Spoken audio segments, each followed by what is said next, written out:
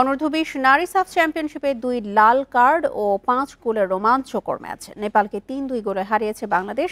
যোগ করার সময়ে তৃষ্ণার গোলে নাটকীয় জয় লাল সবুজের। 2 জয়ে টেবিলের শীর্ষে স্বাগতিকরা। কিংস অ্যারেনায় যোগ করার সময়ের নাটকীয়তা। বাংলাদেশ নেপাল স্কোর 2-2। শেষ মুহূর্তে সেটা বদলে গেল তৃষ্ণা রানীর সৌজন্যে। গ্যালারিতে প্রাণ ফুরিয়ে লাল সবুজের পূর্ণ পয়েন্ট। শেষে রোমাঞ্চ। শুরুতে ছিল বাংলাদেশের দাপট। গোলের জন্য অপেক্ষা 14 মিনিট। মুনকি হতাশ করলেও ফিরতি বলে প্লেসিংয়ে গোল করেন সিনহা জাহান শিখা। ম্যাচে 37 মিনিটে ব্যবধান দ্বিগুণ করেন গেল ম্যাচে হ্যাটট্রিক করা সাগরিকা।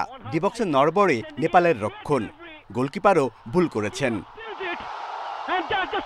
2-0 গোলে পিছিয়ে শারীরিক ক্ষমতা প্রদর্শনে ব্যস্ত নেপাল।